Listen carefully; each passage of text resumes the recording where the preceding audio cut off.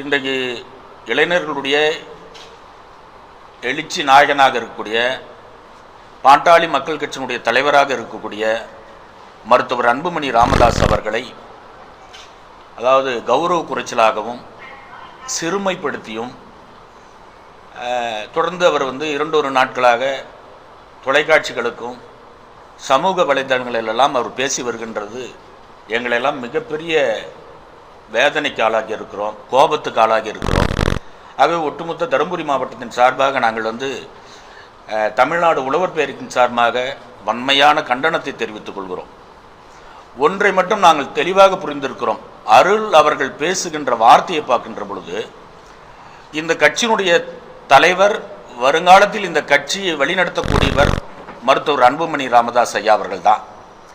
அவரை இவர் உண்மையிலேயே இந்த கட்சியில் இந்த கட்சி கொள்கையை ஏற்று மருத்துவர் ஐயா அவர்கள் அதாவது தலைவராக மருத்துவர் ஐயா அவர்களை ஏற்றுக்கொண்டவராக இந்த கட்சியில் இவர் தொடர்ந்து பயணம் செய்யக்கூடியவராக இருந்திருந்தால் இப்படி பேசுவதற்குண்டான வாய்ப்பில்லை.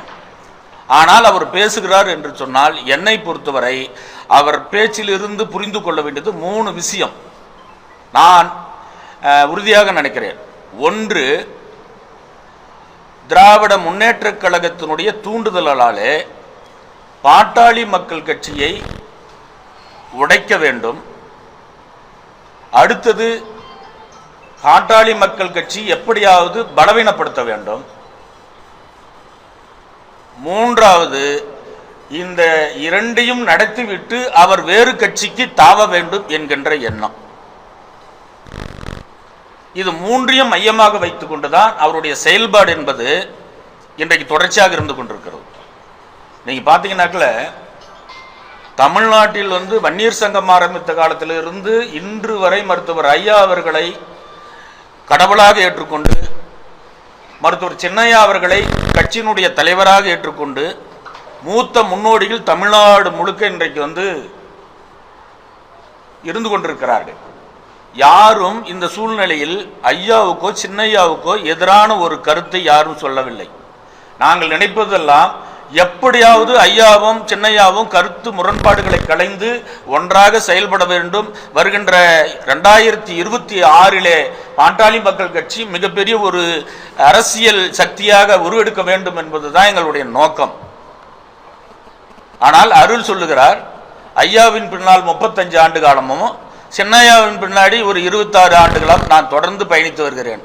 அவர் சொல்ற கணக்கை பார்த்தாக்கல ஏறக்குறைய 55 வருஷம் இந்த இயக்கத்தில் பயணிப்பது போல அவர் சொல்றாரு. ஆனா இவர் என்ன சொல்றாரு, இவர் ஏதோ வன்னியர் சங்கம் ஆரம்பிச்ச காலத்திலிருந்து ஏதோ இருந்த மாதிரியும். அது ஒரு வேடிக்கை என்னன்னா 18 முறைக்கு சிறைக்கு போகணும்னு ஒரு அப்பட்டமான பொய்ய சொல்றாரு. எனக்கு தெரிஞ்சு அவர் ஒரே ஒரு முறை தான் செயலுக்கு போனது. இல்லை அவர் இந்த கணக்கெல்லாம் டெய்லி இந்த ஆர்ப்பாட்டம் பண்ணிட்டாங்கள போலீஸ் கூட்டு இந்த மண்டபத்தில் வச்சு சாயந்தரம் 5 மணிக்கு விடுறாங்கல்ல, இதெல்லாம் கவுண்ட் பண்ணி அவர் ஏதாவது சொல்கிறாரா என்னன்னு தெரியல. இப்படி ஒரு அப்பட்டமான பொய்ய தவறான செய்திகள் எல்லாம் ஒளிபரப்பி இன்னைக்கு மருத்துவர் சின்னையா அவர்களை இந்த இயக்கத்தினுடைய எதிர்கால நட்சத்திரம், இதை வழிநடத்தக்கூடியவர், இளைஞர்கள் ஒட்டுமொத்த இளைஞர்களும் எதிர்நோக்கக்கூடிய மிகப்பெரிய தலைவரை சிறுமைப்படுத்துகிற அளவுக்கு இவருக்கு தைரியமும் துணிச்சலும் எங்கிருந்து வருகிறது? யார் இவரை இந்த மாதிரி பேச சொன்னாங்க? ஆக இவருக்கு பின்னாடி இயக்கக்கூடிய மிகப்பெரிய ஒரு சக்தி இருக்கிறது. நான் சொல்லக்கூடிய திமுகவை போன்ற பெரிய இதுல ஒரு சதி கூட்டம் திட்டமிட்டு இதை செய்து கொண்டிருக்கிறார்கள். என்னை பொறுத்தவரை அருள் என்பவர் அவருடைய நடவடிக்கையும் அவருடைய செயல்பாடும் பார்க்கின்ற பொழுது ஒரு அரசியல் வியாபாரி, ஒரு அரசியல் அவர் தரகர். நான் தெளிவா சொல்லுவேன், அவர் திட்டமிட்டா குறிப்பிட்ட காலத்துக்கு பிறகு இந்த கட்சியில அவர் இருக்க மாட்டார்.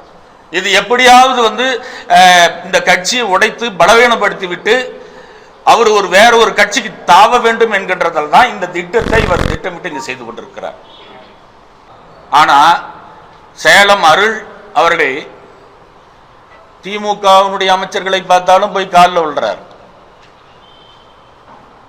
முதலமைச்சரை பார்த்தாலும் போய் காலில் விழுறார். இது என்ன அரசியல் நாகரிகம்? நாங்கெல்லாம் சட்டமன்றத்தில் அரசியல் நாகரிகம் தெரியும், எல்லாரையும் மதிக்கிறோம்.